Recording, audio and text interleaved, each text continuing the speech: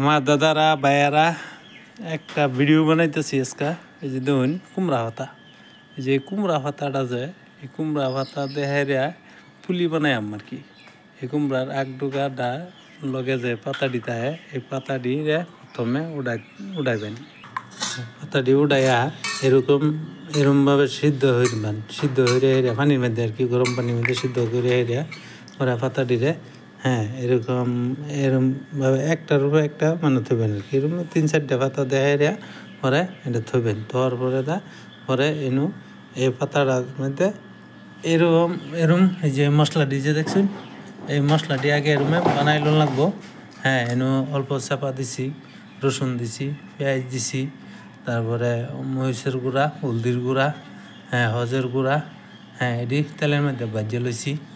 ভাজিয়ে হেরিয়া পরে এই যে এরকমভাবে পাতার উপরে দিবেন। তার উপরে দেওয়ার পরে এটারে লাহে লাহে এইভাবে বলবেন, এরকমভাবে বললে পরে আপনার এরকমভাবে রেসিপিটা এরকমভাবে বললে এটি আবার এই আগুনের মধ্যে সিদ্ধ হরুন লাগবে। তারপরে দেখেন এরকমভাবে দেখুন তেলের মধ্যে দিতেন লাগবো। তেলের মধ্যে দেওয়ার পরে আপনার তেলের মধ্যে ভাজুন লাগবে। অল্প সময়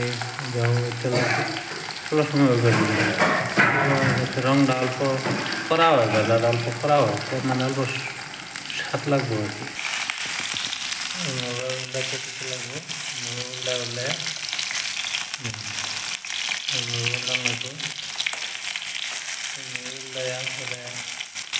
অল্প বাংলা দেখছেন বাংলা দিয়ে মধ্যে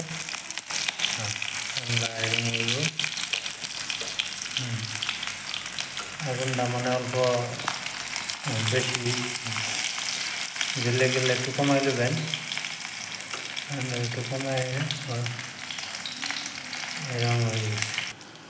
এই যে তারপরে দেখুন এটারে মানে এরকমভাবে উল্লানোর পরে এটা এই যে রংটা যে হয়ে গেছে এই রংটা মানে মানে খাওয়ার লাইক হয়ে গেছে আর কি। খান যাবো মানে বেশি আবার পুরোই না যায়।